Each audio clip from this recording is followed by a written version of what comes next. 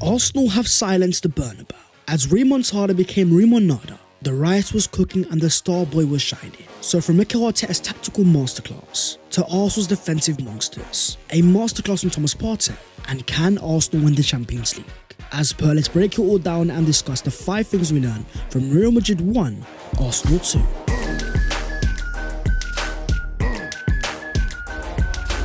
Yo, what is going on guys? My name is Baz14, welcome back to your boys channel. As Arsenal qualify for the Champions League semi-finals, the remontada pack was definitely smoked. So as per, smash a like on this video if you enjoy and subscribe to the channel if you are new. Help your boy on the road to 300,000 subscribers. But starting off with Arsenal's defensive monsters. In a game that Arsenal had a 3-0 advantage. We had gone to the Emirates then and we had made a statement. But when you've got Vinicius Jr., Kylian Mbappe and Rodrigo, Real Madrid were meant to have a chance, but not when you've got the defensive quality of Arsenal. Outstanding tactically, insane organisation, and one of the star players that we need to focus on, we need to give his flowers, Jurrien Timber. A player only 23 years of age, younger than William Saliba, after missing an entire year of football with an ACL injury. Arsenal fans last year talked about the fact that we were missing Timber. Rival fans told us what you want about, but after this season no one is questioning, as Timber was once again excellent defensively. In 89 minutes, 1 clearance and 2 tackles, not dribbled past a single time, up against a Ballon d'Or contender in Vinicius Jr., who may have scored off a mistake, but did not dribble past Timber a single time. Not just in this game, but over the entire 180 minutes, Vinicius Jr. is welcome to the Jurrien Timber Penitentiary, a defender that excels 1v1 because he has no fear. When you think to Arsenal and their heritage, apart from Ashley Cole, I can't think of a single defender as good 1v1, making Vinny Jr. look like Alejandro Garnacho. Forwards that cause fear everywhere they go. But ask yourselves the question over the entire 180 minutes. Were you worried a single moment? A player with the basics down to a T on top of the quality going forwards. When it comes to Arsenal and the player of the season, Jurrien Timber has to be up there. With all the factors, the levels of consistency and the post-ACL. This was a monster class of a performance. But if we're giving out flowers, we also have to give it to one more man as well.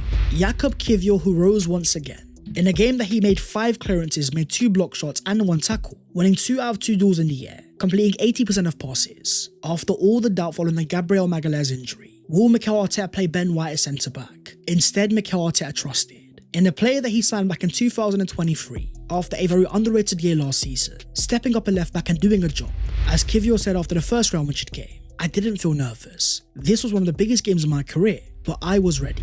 The prime example being the 55th minute. Real Madrid breaking on the counter-attack, Vinicius Jr. and Mbappe. Not only was Kiwior able to recover, but was able to slow the Madrid attack down. We asked the question, can Kiwior deliver?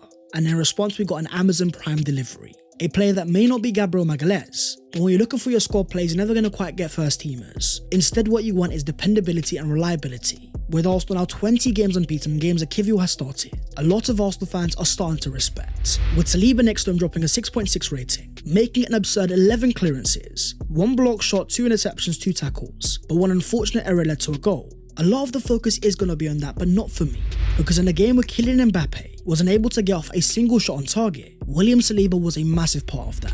In the first half, 1v1 with Mbappe in behind, but clamped by William Saliba, who got his body in the way and got the ball out of play. At 24 years of age, without his experienced partner in Gabriel Magalhaes, I still think Saliba has delivered. But if we're talking about age and players playing well above it, can we talk about the 18-year-old left-back that was strolling on the Bernabeu like it's Power League? Miles Lewis Skelly, oh my god. March the 8th, 2006, the last time that Arsenal played Real Madrid. 6 months before Miles is even born. Fast forward to 2025 and now he's dropping a masterclass. Dropping a 6.8 rating with 5 clearances, 2 interceptions, 1 tackle, 8 of 10 ground balls won, 84% of passes completed, as well as 2 out of 2 dribbles. Over both games, according to FootMob, he was the highest rated defender. And when you hear the stats, you're going to understand exactly why. 180 minutes with 1 assist and 75 passes, 92% of passes completed, 2 chances created, 3 out of 3 dribbles, 3 tackles, 2 interceptions, 6 clearances, and 13 of 18 ground balls won. A year ago to the day, he was playing for the Arsenal under-23s, to now playing at the Bernabeu as if he was a veteran, showing his quality in the 80th minute, picking up the ball deep in the Arsenal half, driving Arsenal forwards at the Bernabeu. I have never seen anything like this. A player at this age so good at using his body, not just outpowering players in the Premier League, but over both legs bodying Jude Bellingham. This was a game full of announcements, and also defense that we've praised so much over the past 2 years, playing at the highest stage with the highest pressure, and most importantly delivering. Moving on to the second thing, Arteta's masterclass. In a game that had so much hype going into it, insane scenes before the game, as Real Madrid fans paraded the players to the stadium. They were talking about remontadas, they were talking about comebacks. Yet after 180 minutes, not only had Arsenal won the game, but had won 5-1 on aggregate. In a game that Arsenal had less possession, less final third entries, but a higher expected threat created, we may have only had 33% of the field here. But with an XG of 2.74 to Real Madrid's 1.62, Mikel Arteta had got it tactically spot on. From organising the Arsenal defence to remain compact, then dropping down his wide forwards as extra defence, allowing the Arsenal middle to remain protected. To be quite honest, we barely broke a sweat. In the first half, Real Madrid were meant to make a statement. They made an XG of only 0.11, with their first shot on target coming in the second half, only 3 in total all game. This was an out of possession masterclass, with Carlo Ancelotti saying after the game, Arsenal defended very well, really compact. They deserved to win this qualification and I hope them the best. There are no excuses in the 2 games. Arsenal were better than us. A Real Madrid side that only qualified for the quarterfinals after beating Diego Simeone's Atletico Madrid, a team known for being so good defensively, but a new Champions League era has arrived of Arsenal's defensive excellence, ranking second in terms of goals conceded per game, first in terms of XG against, first in terms of shots faced, and in terms of shots on target. This Arsenal defense is special not just because it can defend well, but also because they stop you from shooting. As Fulham's Sander Berg said, after Arsenal beat Fulham 2-1, it's like someone is remote controlling them from row 50 when they're defending off the ball in their 4-4-2. Every single player covers all the right spaces. It's impossible to create overload. What Mikel Arteta is so good at is finding the opposition's weakness, then forcing that as their main way of attack. The example being in this game, forcing Real Madrid to cross time and time again, knowing they don't have the main aerial threats. In a league campaign where Arsenal have suffered because of the fine margins, 12 draws and games that Arsenal could have won, that style of play actually works very well in the Champions League, with Arsenal being one of the best teams in the world when it comes to not losing, because of how much we want the control, limiting risk to keep the ball, with the ideology of as long as you keep it, you're going to find a way to make things happen. So in a game that Arsenal scored 2 different types of goals, the first over Real Madrid's press, intricate play in the final third, to a ruthless transition to win the game, we have now gone 4 games unbeaten against Real Madrid. Having scored 5 and only conceded 1, we are the only team in Champions League history to have a positive record against Real Madrid. With no Gabriel Jesus, no Gabriel Magalhaes, no Kai Havertz. This is why I've always had so much belief. When you've got a manager with such tactical intelligence, the more that he gets the right personnel, the more that Arsenal will improve. With even Declan Rice saying after the game, we have full trust in our coach Mikel Arteta. He's unbelievable. For Arsenal fans, all I want you guys to do is cast your minds back to the past. Years of no Champions League prior to Arteta's arrival, even when we were last in it, embarrassed time and time again the last 16, 10-2 against Bayern Munich, before our massive break. Where Arsenal used to be a naive team tactically, we have now become the complete opposite. Street smart and mature, according to Mikel Arteta. If I'm here, it's thanks to Pep Guardiola. I called him this morning. I will always be grateful to him. But for Arsenal, yet another step in the right direction, improving in points from 2021 to 22. Likewise, lastly from the year before. Now we've gone from a Champions League quarter-final to a semi-final. Every single year under Arteta, we have improved in some way. And what I found the most satisfying about this game was not the fact that Arsenal outplayed Madrid. It's the fact that we were more street smart, knowing how to slow the game down, how to get the free kicks. Stuff that under late Arsene Wenger, we were always criticised for not having. Under Mikel Arteta, we have become a team of fine margins. Some people will not agree with the philosophy, but when you see improvement year in year out, you beat the reigning European champions who won it 15 times. Something has to be going right. Moving on to the third thing, Arsenal's unicorns. In Arsenal's first game at the Bernabeu since 2006, it was always going to be one for the big players. So after dropping a man of the match performance in the first game, the first time was so nice he had to do it twice. Declan Rice was once again awarded the official Champions League man of the match in back-to-back games against Real Madrid, becoming the first player to do so on a Champions League knockout stage against Real Madrid since Chelsea's N'Golo Kante, a player that many people see as legendary. Real Madrid should have never closed their roof, because when the lid is on, the rice cooks better, as Declan dropped a 7.4 rating, 50 touches, 96% of passes completed, 2 key passes, 3 clearances, 2 block shots, 5 interceptions and 2 tackles. On the ball excellent, off the ball excellent. Over 2 legs where you had Bellingham, Modric, Valverde, Camavinga and Tchouaméni. The stand-up midfielder was Arsenal's Declan Rice, a player they question of why they paid £105 million for. They compared to Moses Caicedo and Yves Bissouma, but when you watch a game where he showed elite levels of anticipation, great tracking back defensively, winning the ball back time and time again, and most importantly in the most vital moments, you then add that to his pace and power when it comes to carrying, and you start to see why Arsenal paid the money. An old school throwback type midfielder, complete in every single department. In the first leg we talked about his ball striking quality. In the second leg all about his defensive ability. The prime example why he is the complete package. A unicorn profile that Mikel Arteta wanted, that is now certified as one of the best midfielders in the world. I think the phrase is world class and he's not the only player I can use it for, as Bukayo Saka shined once again. In a game that was certainly eventful, in the first half given a chance to kill the tie, he went for a Panenka, it didn't quite come off, but as Danny Carvajal approached him at half time, trying to cause a fight and get into the player's head, come the second half we saw exactly why Bukayo Saka is world class, the mentality to bounce back, making a fantastic run centrally, chipping Thibaut Courtois and silencing the Bernabeu. Following on the Arsenal heritage of Thierry Henry, as Saka dropped a 7.1 rating, with 1 goal from an XG of 1.05, 3 shots on target, 33 touches, 5 ground balls won. This was yet another statement. A player that has played the World Cup and the Euros at the highest stage, but they question if he could do it in the Champions League. Having now got 15 goals and assists in the last 2 seasons, in his first ever 2 Champions League campaigns, scoring at the Bernabeu to kill the tie, I think the question has been answered emphatically, with Vinicius Jr. seen after the game, asking for Bukayo Saka's shirt. As the Arsenal GOAT Thierry Henry says, forget the penalty, forget the goal, but it's what you do off the ball that impresses me the most. It's just outstanding. That's what makes Saka a unicorn. A player not only unstoppable going forwards, able to go inside and outside, with David Alaba on ropes in this game, but it's also his intelligence defensively. While most attackers run back like headless chickens, Saka's got an eye for defending, knowing where to be and where to track, how to win the ball back and actually make an impact. In a modern era where you always have to make a sacrifice, Saka's a player that ticks every single box. Having been asked the question before the tie itself, does he deserve to be on the same table as Rodrigo and Vinicius Jr., having just knocked them out 5 goals to 1, shushed them at their own stadium? It's about time the world gives Bukayo Saka the flowers he so desperately deserves. But in a game that was won by Gabriel Martinelli, racing in behind the final moments to give Arsenal a double over Madrid, in a game that he dropped a 7.5 rating, with 1 goal, 2 shots on target, 1 successful dribble, 1 chance created and 5 ground balls won. The goal itself felt like a fantasy,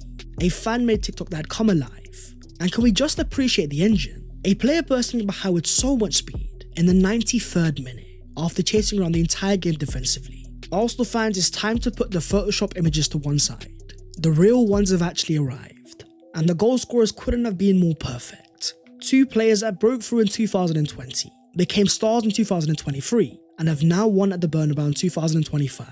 Players that have seen the journey, that have been there since day one. With all the pre-match talk about Vinicius and Rodrigo, it was a Saka-Nelly partnership that came out on top.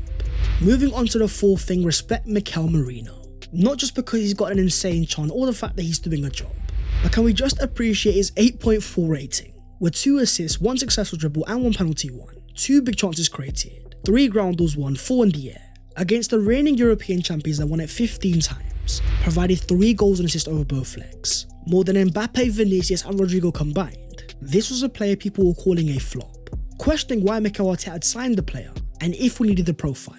But if you go all the way back to when we signed the player, the one thing that I kept on repeating was eventually Arsenal fans would love the player. Not because he's a standout profile and he's world class, but more because he knows how to do the job. You then look towards his first assist, and what you see is a midfielder playing up front, with the awareness to drop deeper, come closer to Odegaard, and then play a lovely pass in behind. A player that deserves his flowers. Likewise in the case for Thomas Partey.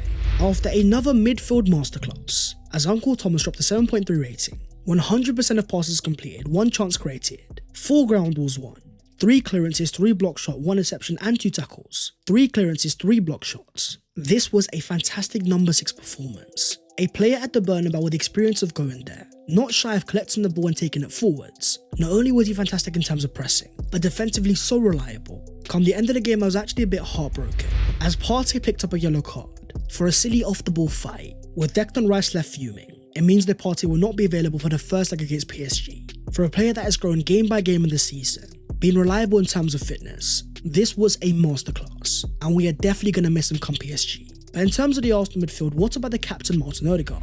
Speaking after the game with a massive smile, saying we made a statement here, and we want to go all the way. The stats themselves were decent, a 7.1 rating in 90 minutes, with 22 accurate passes and 2 key passes. There were a lot of Arsenal fans critical, seeing a player that was struggling in transition, with sloppy passes in the first half. What I saw was a player that excels in different environments. When it comes to playing a higher paced game, Odegaard has always struggled. Think about whenever Arsenal have been on the counter-attack, There's a reason why Odegaard plays it safe. This is a play that only comes alive once the game slows down. The example being the first Arsenal goal. In settled play able to cut inside, orchestrate a pass to Declan Rice, then find Marino before the goal. This is a player that does have its qualities, but they will only ever be seen in certain environments. For an Arsenal team that is evolving year by year, when you've got unicorns like Declan Rice, William Saliba and Bukayo Saka, players that thrive regardless of the environment, Arsenal need players that can thrive in transition. Having seen the impact of De Bruyne and Man City, creative passes that find a way to hurt you out of nowhere, Odegaard does have levels of creativity, but my question to you guys is, do you think he has the ability to become unstoppable? Moving on to the fifth thing, Remontada. In a game that I saw things that I'd never seen before going into it. Remontada this, Remontada that. Vinicius Junior posted this photo before the game, saying tomorrow 9 PM. Well, Vinny, we came at 9 PM, we saw you play, you know what, you weren't even that good. Bellingham was meant to have a masterclass, Mbappe was ready and loaded. Remontada hype. As Bukayo Saka said, we saw all the stuff that was going on social media, saying they were going to come back, but we've been able to show our mentality, and we should be proud.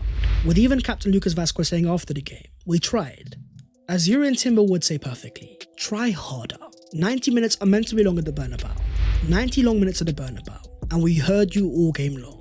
With Arsenal fans in Madrid taking over, likewise on the streets of London, with fans celebrating outside Highbury. You also had the injured Arsenal centre-back Gabriel Magalhaes, with a massive smile after Martinelli's goal. This game was a mental battle and Arsenal came out on top, showing an ability to be stoic, put the media to one side. We didn't just go to the Bernabeu and outplay them, we also outsmarted them, forcing them in areas they didn't want to be, getting the likes of Bellingham rattled. For an Arsenal team that has always been seen as young, this was a day they came of age, showing a level of maturity that even surprised your boy.